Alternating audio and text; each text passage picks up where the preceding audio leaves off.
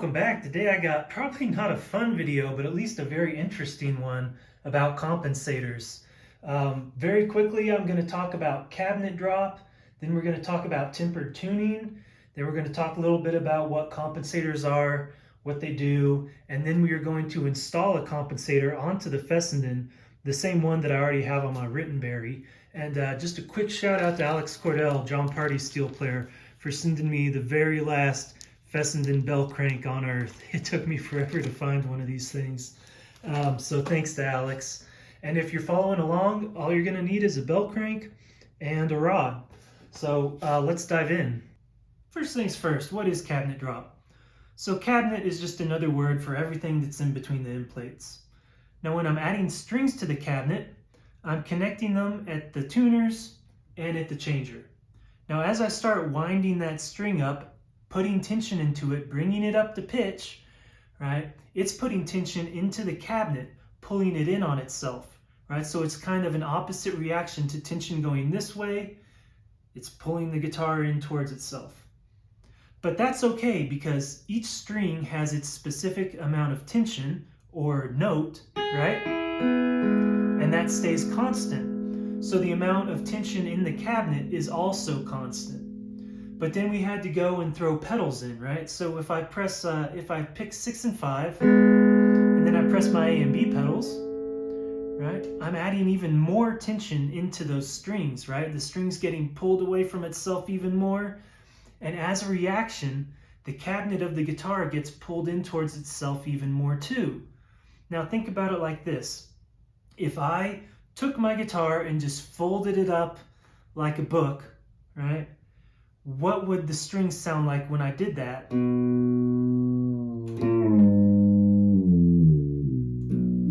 Right, that's what it would sound like. As I folded that guitar up, the strings would become slack. There would be no tension in the strings, right?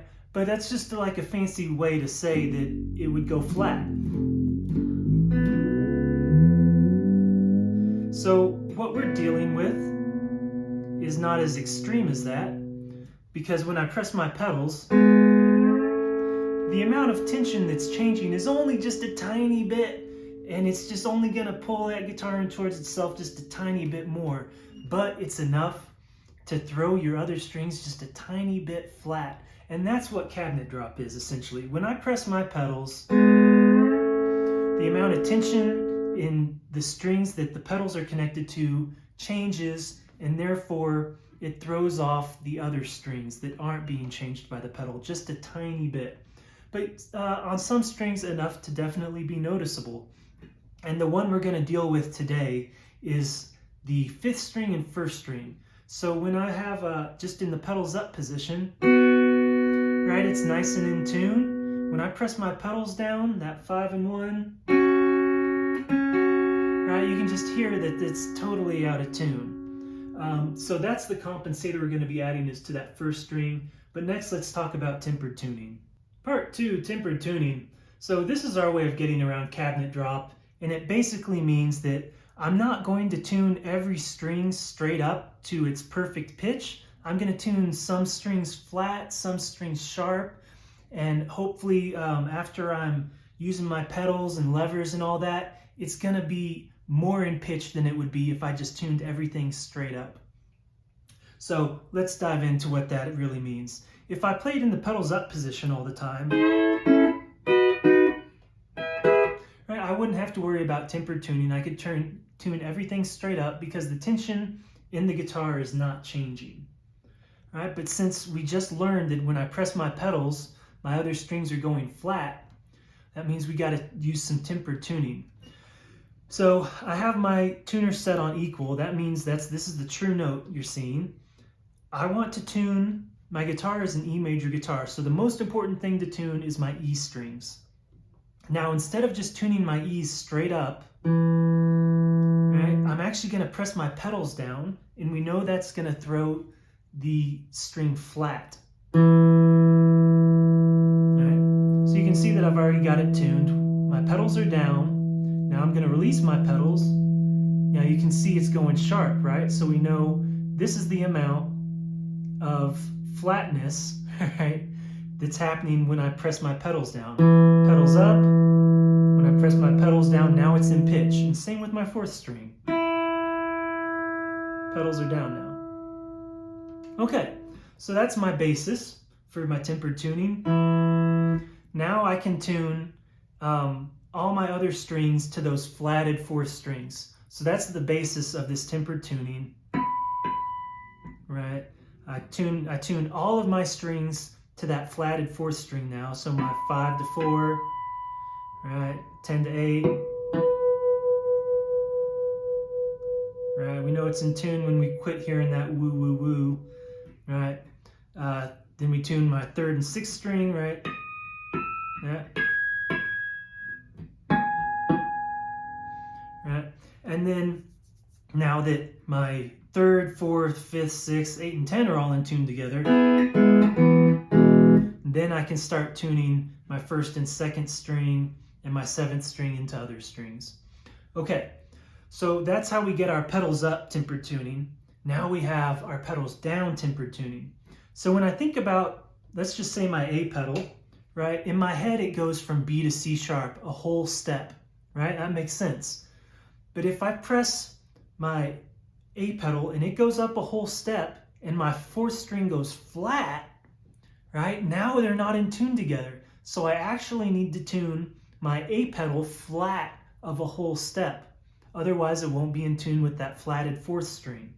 All right, so you can see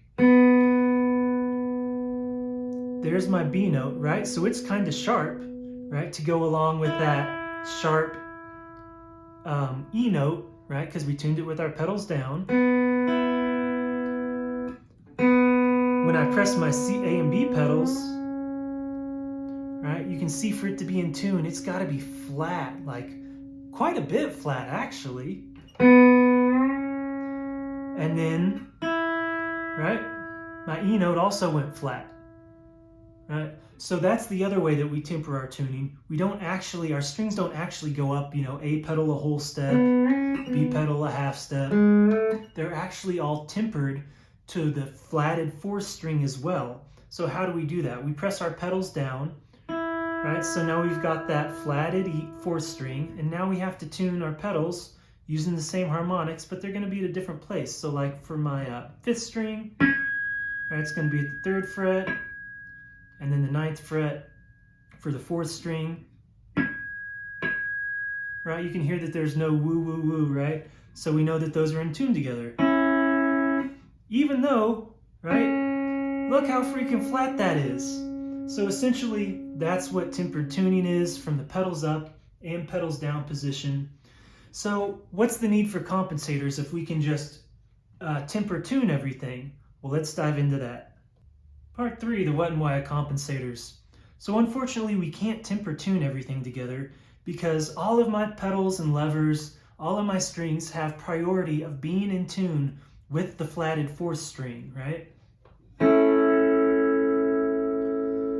But unfortunately, when I press my pedals down, say my 1st string, right? My 4th string and my 1st string don't have the same amount of cabinet drop. So even though my A pedal, when I press it down, is in tune with the 4th string, it's not going to be in tune with the 1st string. So let's watch. There's my 4th string. I press my pedals, and we can kind of see how much flat it just went there. Now let's watch my 1st string. You can see it only changed the tiniest amount. So that means when I press my pedals down, my 4th string gets flatted more than my 1st string. So that means when I have my pedals down, if I want my 5th string and my 1st string to be in tune, I'm going to need to pull that 1st string even more flat, right? So that's where compensators come in. Because I don't want to tune my 5th string to my 1st string, because then it would be out of tune with with my pedals down chord, and that's by far more important than me being in tune between 5 and 1. Okay, so now let's grab out our compensator and talk about that. Okay, so now that I know what compensators do, what are compensators? Well, it's exactly the same as any other pull on your guitar. It's going to be a bell crank, a rod, and a nylon tuner connected underneath your guitar. So since I want my first string to be in tune with my A pedal, right, and I know that it needs to be pulled flat a little bit more, I'm going to connect my bell crank to my A pedal cross shaft, right? It'll be somewhere around there.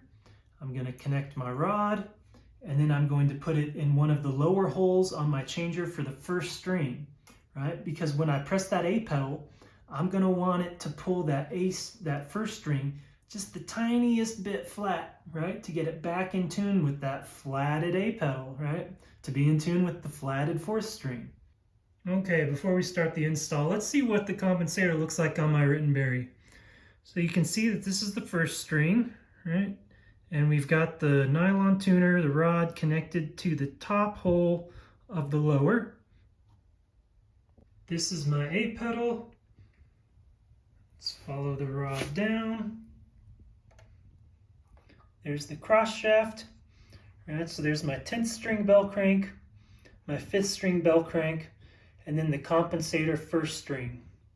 Right? So we can see it's at the very top hole where it connects, and then it's going to run down along the end into, remember, that top hole of the lower on the changer. Okay, so that'll be a good basis for us to start, right? Because we're only going to flat it just a tiny bit. We only need that bell crank to do just a tiny bit of work. Let's pull on the A pedal, see what it does. Right, so you can kind of see how little that moves. But just enough to pull it flat. While at the same time, it's also raising 5 and 10 a whole step. Pretty cool, right? All right, let's get to work on the Fessy. All right, let's throw this compensator on. First thing we got to do is add the bell crank to the cross shaft of the A pedal. All right, here's my A pedal, here's the cross shaft. So we're going to slide the bell crank on, and we want it to be in line with the first string. We know the first string is up top. All right, let's get that screwed in.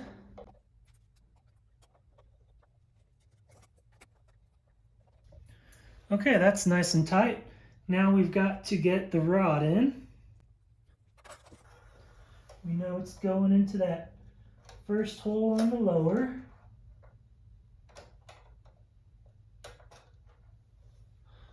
All right, so we can see I need to cut the rod right about there. I'm going to make a mark.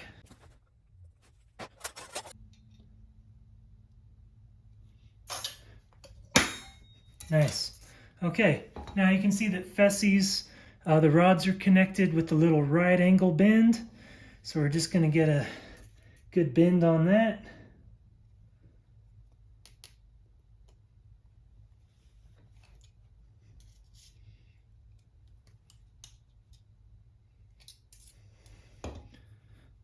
Okay, we got our right angle. Let's get it connected. And remember what we talked about? It went into the very top hole of the changer and very top hole of the bell crank. So right, we're going to put it at the very bottom. Boom. Okay, so let me move this over.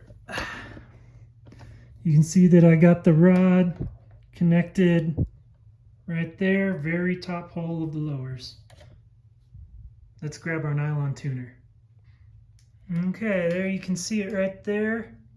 All right, so we've got it connected to the top hole. Now we just need to add our nylon tuner and tighten that up.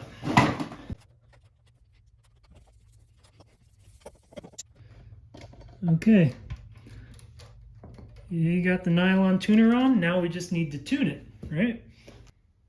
Okay, now the only thing left to do is tune the compensator with the nylon tuner. So let's press our pedals down and see how our A pedal 5th string is in tune with our compensated first string.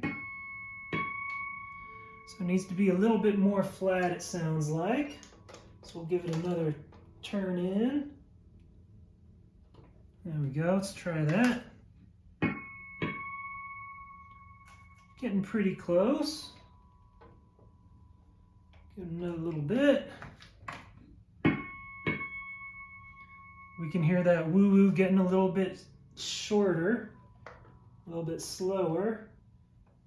Turn it in a little bit more.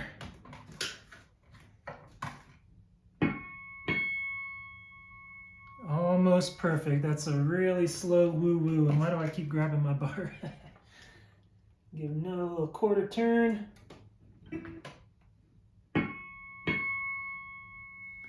Can't ask for much better than that. So you guys, you can see the install took like, what, 5-10 minutes. The hardest part was cutting the rod.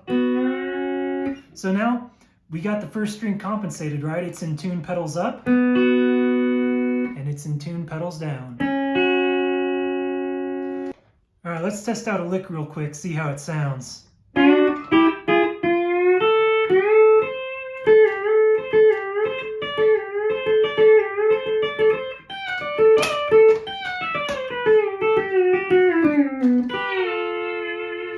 All right, so you can see that this part, right, that's a pedals down 5-in-1 lick. All right, if that first string wasn't compensated, it would sound terrible, I'm telling you, because I tried it on this guitar without it. But now that we got that compensator, that lick sounds great. Even in the major position.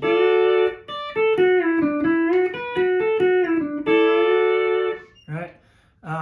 That's my favorite compensator to have. I think it's kind of essential if you like doing some of that 5-in-1 stuff. So I hope you enjoyed this video. I hope you watch the whole thing, because understanding how this stuff works will make you a better player, I promise. Anyway, I'll see y'all soon with some quick licks and some more fun lessons. Bye.